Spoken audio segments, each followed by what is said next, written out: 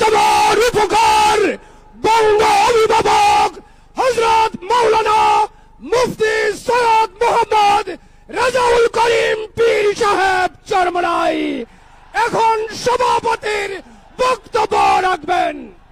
নারা তাকবীর, নারা তাকবীর।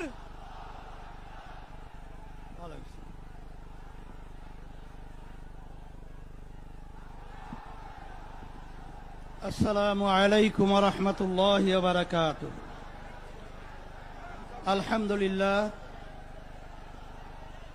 الحمد لله وكفى وسلام على عباده الذين اصطفى.